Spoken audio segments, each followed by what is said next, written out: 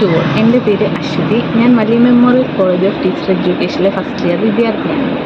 ഗണിതശാസ്ത്രം എന്നത് കേവലം അക്കങ്ങളുടെയോ കണക്കുകൂട്ടലുകളുടെയോ മാത്രമല്ല, പ്രപഞ്ചത്തിൻ്റെ ഭാഷയും യുക്തിയുടെ അടിസ്ഥാനവുമാണ്. ഇത് ക്ലാസ് മുറികളിലോ പുസ്തകങ്ങളിലോ ഒതുങ്ങി നിൽക്കുന്ന ഒന്നല്ല, നമ്മുടെ നിത്യജീവിതത്തിൻ്റെ ഭാഗമാണ്. രാവിലെ നാം എഴുന്നേൽക്കുന്നത് മുതൽ രാത്രി ഉറങ്ങുന്നത് വരെ നമ്മൾ അറിയാതെ തന്നെ നമ്മളുടെ ജീവിതത്തിൻ്റെ ഓരോ നിമിഷത്തിലും ഗണിതം കൂടെയുണ്ട്. ടൈം മാനേജ്മെൻറ്റ്, സാമ്പത്തികം, നിർമ്മാണം, പാചകം തുടങ്ങിയ നിരവധി മേഖലകളിൽ ഗണിതം നമ്മോടൊപ്പമുണ്ട്. ഇതിൽ പ്രധാനപ്പെട്ട ഒരു ശാഖയാണ് റേഷ്യോ ആൻഡ് പ്രൊപ്പോർഷൻ. ഇതിനെപ്പറ്റി നമുക്ക് നോക്കാം.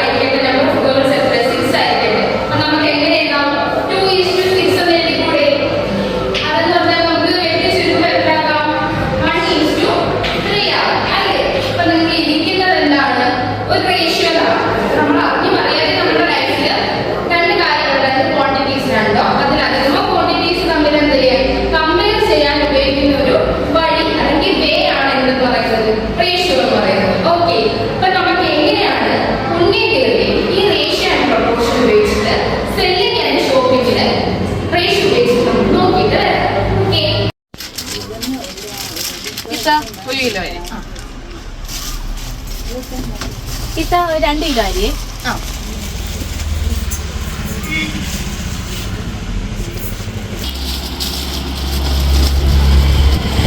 അവിടെ 2 അല്ലേ പറഞ്ഞേ?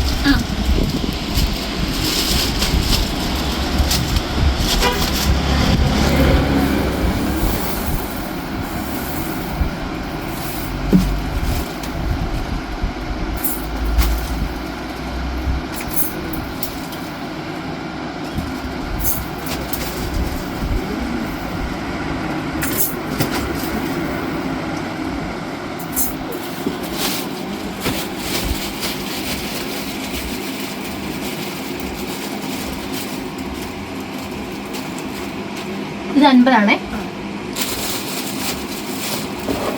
90. അത് 5 സ്റ്റാർ തരിക. അതിന് വേവ് കുറവാണ്, അതുകൊണ്ട് കിലോയ്ക്ക് 45 രൂപ ആവുന്നുള്ളൂ.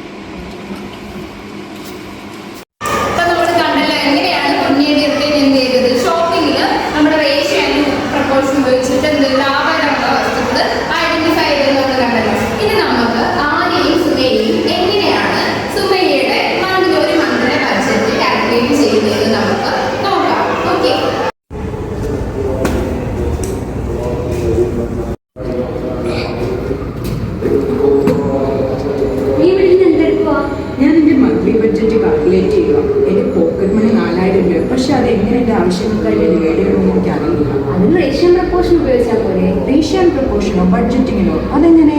സപ്പോസ് ഇപ്പൊ നിന്റെ പോക്കറ്റ് മണി 4000 രൂപയല്ലേ, അതിനെ നിനക്ക് 2:1:1 റേഷ്യോ ഡീൽസിന് സേവിങ്സിന് എന്റർടൈൻമെന്റിന് വേണ്ടി ഡിവൈഡ് ചെയ്യാമല്ലോ.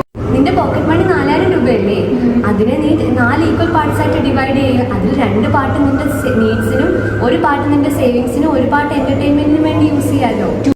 4000-ന് 4 കൊണ്ടപ്പോൾ ഡിവൈഡ് ചെയ്തിട്ട് 1000 രൂപ വീതം ഓരോ പാർട്ടിനും അല്ലേ? അതെ, ശരിയാ. അപ്പൊ ഈ 2000 രൂപ നിന്റെ നീഡ്സിനും 1000 രൂപ സേവിങ്സിനും 1000 രൂപ എന്റർടൈൻമെന്റിന് വേണ്ടി എടുക്കുക. ഓക്കെ, അങ്ങനെയാണെങ്കിൽ എൻ്റെ പോക്കറ്റ് മണി 6000 രൂപ ആണെങ്കിലോ? 4000 രൂപയ്ക്ക് 2:1:1 റേഷ്യോ ആണെങ്കിൽ 6000 രൂപയ്ക്ക് അതേ റേഷ്യോ ആയിരിക്കും. ഓ, അപ്പോൾ 6000-ന് 4 കൊണ്ട് ഡിവൈഡ് ചെയ്തിട്ട് 1500 വീതം ഓരോ പാർട്ടിനും അല്ലേ?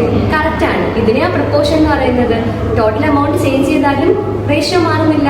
ഓ, ഇതെൻ്റെ ബഡ്ജറ്റിന് വളരെ എളുപ്പമാക്കി. Thank you Arya. അങ്ങനെയാണെങ്കിൽ ഞാൻ എൻ്റെ കാൽക്കുലേഷൻ ചെയ്യട്ടെ കേട്ടോ. ഓക്കെ, നടക്കട്ടെ, ഞാൻ പോവാം.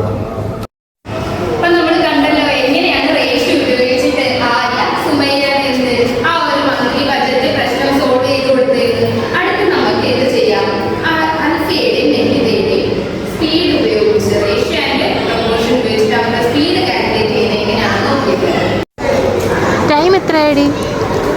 മണിയായി.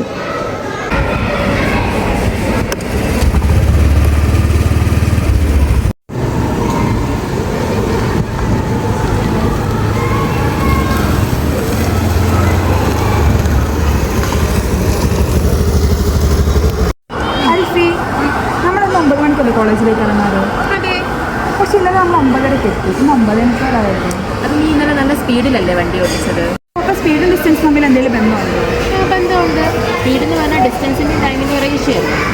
അപ്പോൾ സ്പീഡും ഡിസ്റ്റൻസിൻ്റെ വിഭജിക്കാനുള്ളതാണല്ലേ? അതെ, അതുകൊണ്ട് സ്പീഡ് കൂടുമ്പോൾ ടൈം ഡ്യൂറേഷൻ കുറയും. നീ ഇന്നലെ നല്ല സ്പീഡിലല്ലേ വന്നത്, അതുകൊണ്ട് നമ്മൾ കോളേജിൽ നേരത്തെ എത്തി. ഓക്കെ. എങ്ങനെയാണ് റേഷ്യോ ഉപയോഗിച്ചിട്ട് സ്പീഡും ടൈമും തമ്മിലുള്ള ബന്ധം റേഷ്യോ വെച്ചിട്ട് കണ്ടുപിടിച്ചത് നമ്മൾ കണ്ടല്ലോ. എന്താണ് സ്പീഡ് കൂടുമ്പോൾ ടൈം കുറയുമ്പോൾ സ്പീഡ്. ഇനി നമുക്ക് റേഷ്യോ ആൻഡ് പ്രൊപ്പോർഷൻ എങ്ങനെയാണ് കുക്കിങ്ങിൽ ഉപയോഗിക്കുന്നത് ഫസ്റ്റിലൂടെ ഫാത്തിമയുടെ വീഡിയോ കണ്ടിട്ട് വരാം. ഓക്കെ.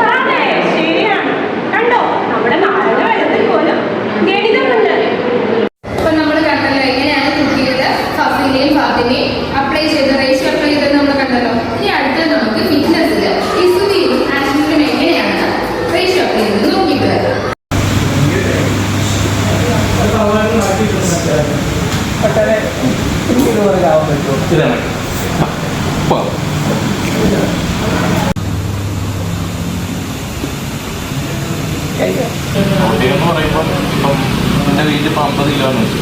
50 കിലോ അതിനകത്ത് 1 കിലോയ്ക്ക് നീ 2 ഗ്രാം പ്രോട്ടീൻ വെച്ച് കഴിക്കും. അപ്പം അതിൻ്റെ 1:2 റേഷ്യോയിൽ കഴിക്കേണ്ടി വരും. അപ്പോൾ 50 കിലോ ഉള്ളത് 100 ഗ്രാം പ്രോട്ടീൻ വരും.